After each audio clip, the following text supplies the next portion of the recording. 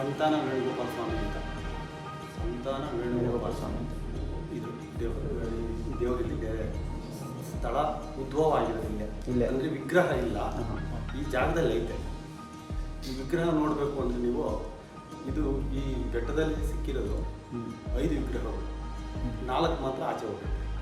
ಒಂದು ದೇವನಹಳ್ಳಿ, ಒಂದು ಅರಕೆರೆ, ಒಂದು ಕಾಕೋಡು, ಒಂದು ಚಲ್ಲೆ, 4 ವಿಗ್ರಹಗಳು ಅಲ್ಲಿ ನೋಡ್ಬೋದು ನಾವು. ಆ ವಿಗ್ರಹಗಳನ್ನ ಇಲ್ಲಿ ನೋಡೋಕ್ಕಾಗಲ್ಲ.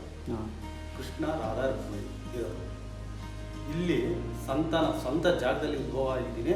ನಾನು ಎಲ್ಲಿ ತೊಗೊಂಡೋಗ್ಬಿಟ್ರೆ ಈ ಬೆಟ್ಟದ ಮೇಲೆ ನನಗೆ ಒಂದು ಗುಡಿ ಕಟ್ಟಿ ಅಂದ್ಬಿಟ್ಟು 1825 ಇಸ್ವಿಯಲ್ಲಿ, ಅಂದರೆ ನಮ್ಮ ಮುತ್ತಾತ ಕಾಲದಲ್ಲಿ, ಆಗಿನ ಕಾಲದಲ್ಲಿ.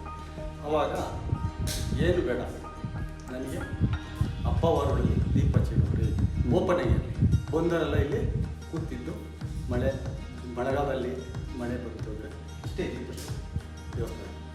ಯಾರು ಬೇಕಾದ್ರೂ ಬಂದು ಅಲ್ಲಿ ಪೂಜೆ ಮಾಡೋದು. ಕೆಳಗಡೆ 3 ಕಲ್ಲು ಇದೆಯಲ್ಲ, ಅದೇ ಕಲ್ಲು ಇಟ್ಕೊಂಡು ಪೂಜೆ ಮಾಡ್ತಾ ಇರೋದು. ಇದ್ರ ಹೆಸರು ಸಂತಾನ ವೇಣುಗೋಪಾಲ ಸ್ವಾಮಿ ಅಂತ. ಸ್ವಂತ ಸ್ಥಳದಲ್ಲಿ ಸಂತಾನ ಪುತ್ರ ಪ್ರಾಪ್ತಿ ಅವರಿಗೆ ಇಲ್ಲಿ ಅಕ್ಕೆ ಹೊತ್ಕೊಂಡು ಹೋದ್ರೆ ಮಕ್ಕಳಾಗ್ತದೆ. ಈಗಿನ ಕಾಲದಿಂದ ಈ ದೇವ್ರ ಹಬ್ಬವಾರದಿಂದ ಇದೊಂದು ಬಂದೈತೆ. ಈ ಮಕ್ಕಳ ಫಲದಿಂದವರು ಇಲ್ಲಿ ನಾವು ಏನಾದರೂ ಇದು ಮಾಡಿಸ್ತೀವಿ, ಅಭಿಷೇಕ ಮಾಡಿಸ್ತೀವಿ, ಅನ್ನ ಸಂತರ್ಪಣೆ ಮಾಡ್ತೀವಿ ಅಂತ ಒಂದು ಪೂಜೆ ಮಾಡ್ಬೋದು.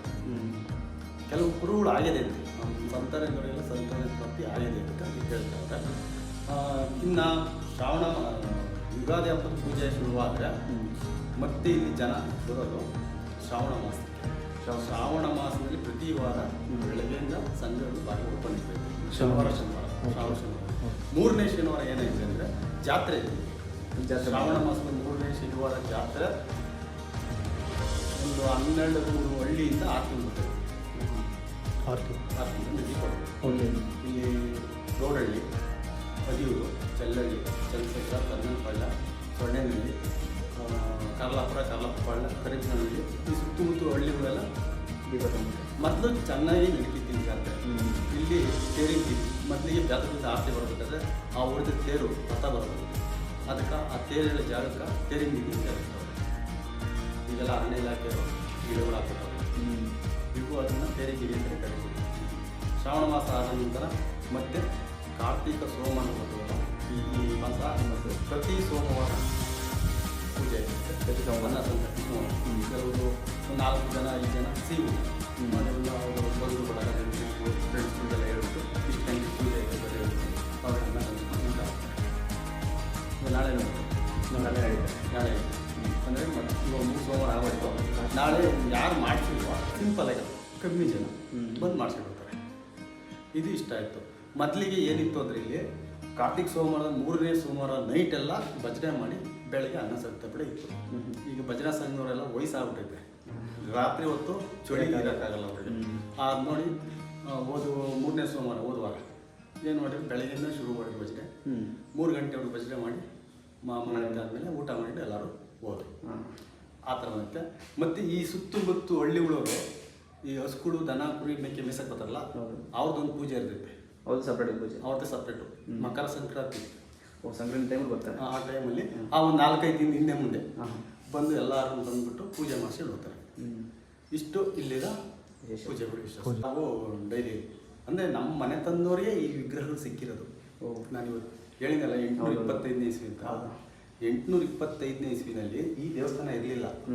ಸುಮ್ಮನೆ ಆ 3 ಕಲ್ಲು ಇಟ್ಬಿಟ್ಟು ಅವತ್ತಿನ ಈ ಜಾತ್ರೆ ದಿವಸ ಬಂದ್ಬಿಟ್ಟು ಒಂದು ಚಪ್ರ ಹಾಕ್ಬಿಟ್ಟು ಪೂಜೆ ಮಾಡಿರೋರು ಆಗಿನ ಕಾಲದಲ್ಲಿ. ಅವಾಗ ಆಮೇಲೆ ಏನು ಮಾಡಿರೋ ಅಷ್ಟು ದೇವಸ್ಥಾನ ಕಟ್ಟಿರೋ ಅಷ್ಟೇ ಕಟ್ಟಿದ್ದು.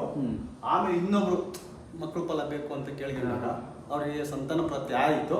ಆವಾಗ ಇಷ್ಟು ಮಾತ್ರ ಕಲ್ಲು ಎತ್ತಿಸಿದ್ರು. ಇದು ಎತ್ತಿಸಿದೆ ಅವಾಗ ಇಷ್ಟು ಮುಂದ್ಗಡೆ ಮಾತ್ರ 1952ನೇ ಇಸ್ವಿಯಲ್ಲಿ ಐತೆ, ಕಲ್ಲಲ್ಲಿ ಕೆತ್ತಿಯದೈತೆ. ಇದು ಕಟ್ಟವಾಗ ಇದು ಪ್ಲಾಸ್ಟಿಕ್ ಮಾಡ್ಬಿಟ್ಟವ್ರೆ. ಕಲ್ಲೇ ಇರೋದಲ್ಲಿ ಕಲ್ಲು ಇದೆಲ್ಲ ಅದಲ್ಲ ಕಲ್ಲೇ. ಇದು ಮಾತ್ರ ಮರಳು. 2012ರಲ್ಲಿ ಇದನ್ನ ಕೃಷ್ಣನ ವಿಗ್ರಹ ಪ್ರತಿಷ್ಠಾಪನೆ ಮಾಡಿಸಿದಾಗ ಮೂಲ ಕಲ್ಲುಗಳಿಗೂ ದೇವರುಗಳು ಅಂದ್ಬಿಟ್ಟು ಕೆಳಗಡೆ ಕಲ್ಲನ್ನ ಎಲ್ಲೂ ಹಾಕೋದು ಬೇಡ, ನಮಗೆ ಕೆಲವರು ಅವರೇನು ನದಿಗೆಲ್ಲ ಬಿಟ್ಕೊಂಡ್ಬಿಡೋಣ ಅಂದರು. ಬೇಡ ಅಂದ್ಬಿಟ್ಟು ಅವು ಅಲ್ಲೇ ಇರಲಿ ಅಂದ್ಬಿಟ್ಟು ಅವನು ಇಟ್ಕೊಂಡು ಪ್ರತಿಷ್ಠಾಪನೆ ಮಾಡಿಸಿದ ಮೇಲೆ ಬೀಗ ಮಾಡಿರೋ ಅವ ನಮ್ಮ ಇನ್ಚಾರ್ಜಿಗೆ ಕೊಟ್ಟರು. ನೀವೇ ನೋಡ್ಕೊಳ್ಳೋದು. ಶನಿವಾರ ಡೈಲಿ ತೊಳಿತೀವಿ, ಹ್ಮ್. ಇಷ್ಟು ಪೂಜೆ ಮಾಡ್ತೀವಿ. ಹ್ಮ್. ಮತ್ತೆ ನಾವು ಫ್ರೀ ಇದ್ದಾಗ ಹಬ್ಬವರುಗಳೆಲ್ಲ ನಾವು ತೊಳ್ಕೊಂಡು ರೆಡಿ ಮಾಡ್ತೀವಿ. ಹ್ಮ್. ನಮ್ಮದು ಮನೆ ಬಂದು ಇಲ್ಲಿ ಕೆಳಗಡೆ, ನೀವು ಈ ಕಡೆಯಿಂದ ಬಂದಿರಲ್ವಾ, ಹಿಂಗೆ ಬನ್ನಿ. ಈ ಸಾಲ್ ಮರಗಳೆಲ್ಲ ಹಾಕಿರೋದು ನಮ್ಮ ತಾತ ಅವರೇ. ಹೌದಾ? ನಮ್ಮ ಅದೇ ತಾತ ನೋಡಿದ್ರು ನೋಡಿ. ಕೃಷ್ಣಪ್ಪ ಅಂತ. ಹಾಂ. ಯಾಕೆಂದ್ರೆ ವರ್ಷಕ್ಕೊಂದ್ಸತಿ ನಮ್ಮ ಊರಿಂದ ಹೆಣ್ಮಕ್ಳು ಆಚೆ ಹೋಗಿರ್ತಾರಲ್ಲ, ಹಾಂ, ಹಾಂ. ಆರತಿ ಹೊರಬೇಕಾದ್ರೆ ಹಾಂ. ಬಿಸಿಲಲ್ಲಿ ಬರಬಾರ್ದು ನೀನು ಸನ್ನಿಧಿಗೆ, ಓ. ನೆರಳಲ್ಲೇ ಬರಬೇಕು ಅಂದ್ಬಿಟ್ಟು ಹಾಂ ಮಲೆನಾಡಿಗೆ ಆ ಮರಗಳು ಹಾಕಿರೋ ಕೃಷ್ಣಪ್ಪ ಅಂತ ನಮ್ಮ ತಾತ ಹೆಸರು ಇಟ್ಟಿರೋದು. ಓಕೆ. ನಮ್ಮ ಮನೆತನ ಹೆಂಗಿದೆ ಅಂದರೆ, ಇವಾಗ ಇದೆಲ್ಲ ನಿಮ್ಗೆ ಹೆಂಗೆ ಗೊತ್ತು ನೀವು ಓದಿರ್ಬೋದು, 1925 ಇಸ್ವಿ, Story ಅಲ್ಲ. 825 ಇಸ್ವಿ ಅಂತ. ಹ್ಮ್. ಮೂಲ ಆಧಾರ ನಮ್ಮ ಮನೆ ತಂದೆಗೆ, ನಮ್ಮ ವಂಶಸ್ಥರು. ಅದೇ ನಿಮ್ಮ ವಂಶಗಳಿಂದ ಬಂದಿರೋದು. ಇವಾಗ ನನ್ನ ಮಗ, ಹ್ಮ್. ನಮ್ಮಪ್ಪ, ಹ್ಮ್. ಅವರಪ್ಪ 13ನೇ ನಾವು. ಹೌದಾ? ಅದು ಬಂದು ಜನರೇಷನ್ ಇವಾಗ. ಉಂಡಿ ಚೆನ್ನೇಗೌಡ ಅಂತ ಅಲ್ಲಿಂದ ಬಂದೈತೆ ಹಾಂ ಹಾಂ. ನಮ್ಮದು ಕತೆ. ಅವಾಗಲಿಂದ ಅವ್ರು ಏನು ಮಾಡ್ತಾವ್ರೆ ಅಂದರೆ ವಂಶವೃಕ್ಷ ಬರ್ಕೊಂಡು ಹೋಗ್ತೀನಿ ಅವ್ರೆ. ಹೌದು. ಇವಾಗ ನಾನಾದ್ಮೇಲೆ ನನ್ನ ಮಗನಿಗೆ ಅವ್ರ ಮಗ. ಸಂತಾನ ಹ್ಮ್. ಹಂಗೆ ಬೆಳ್ಕೊಂಡು ಹೋಗ್ತಾರೆ. ವಂಶವೃಕ್ಷ ಅನ್ನೋದು ಇವಾಗ ನೀವು ನಿಮ್ಮಪ್ಪ ಅವರಪ್ಪ ಎಷ್ಟು ತಲೆವರೆಗೂ ಹೇಳ್ತೀರಿ? ನಾನು 12 ಜನ ಅವರೇ ನನ್ನಿಂದ ಅಪ್ಪ ಅವರಪ್ಪ ಅಂತ. ಅಲ್ಲಿಂದನೂ ಹೇಳ್ತೀನಿ ನಾನು. ಹ್ಞೂ. ಅದು ವಂಶವೃಕ್ಷ ಇರೋದ್ರಿಂದ ಈ ದೇವ್ರು ಸಿಕ್ಕಿದ್ದು ತಿಮ್ಮಣ್ಣ ಅನ್ನೋನಿಗೆ. ಹ್ಮ್. 4-5 ತಲೆಮಾರು ಅಂದರೆ ನಮ್ಮ ಇವರು ತಿಮ್ಮಣ್ಣ ಅನ್ನೋನಿಗೆ ಅವ್ರು ಸಿಕ್ಕಿದ್ದೇವರು. ಸಿಕ್ಕಿದ ಜಾಗನೂ ಐತೆ. ಈ ಈ ಬೆಟ್ಟದಲ್ಲಿ ಏನೇನೈತೆ ಅಂದರೆ ಭೀಮ್ನೆಜ್ಜೆ ಐತೆ. ಹ್ಞೂ. ಭೀಮ್ನೆಜ್ಜೆ. ಭೀಮ್ನೆಜ್ಜೆ ಐತೆ. ಕಾಣಿಸಿ ನೋಡ್ಬೋದು ಸರ್? ನೋಡ್ಬೋದು. ಭೀಮ್ನೆಜ್ಜೆ ಶಿವಗಂಗಿ ಬೆಟ್ಟದಾಗ ಒಂದಿಟ್ಟು, ಹಾಂ. ಹಾಂ ಓಕೆ. ಅಲ್ಲೊಂದು ಹಾಂ ನೋಡಿ. ಭೀಮ್ನೆಜ್ಜೆ, ನಂದಿ ಬೆಟ್ಟಕ್ಕೊಂದು ಹೆಜ್ಜೆ. ನಂದಿ ಬೆಟ್ಟ. ಹಾಂ. ಹಾಂ ಇವಾಗ ಇಲ್ಲಿ ಭೀಮ್ನೆಜ್ಜೆ ಅಂದರೆ ಈ ಬಲಗಾಲ್ ಪಾದ, ಹ್ಞೂ. ಹೌದು. ಎಡಗಾಲ್ ಮಂಡಿ ಊರಿರೋದು ಓ ಆ ಥರ. ಐತೆ. ಹ್ಞೂ. ಇಲ್ಲಿ ಒಂದು ಹೆಜ್ಜೆ ಇಲ್ಲಿ ಊರಿದಕ್ಕೆ ಹ್ಮ್. ತಿರ್ಗಿ ನಂದಿ ಬೆಟ್ಟದಾಗ ಇಟ್ಟದೈತೆ ಭೀಮ.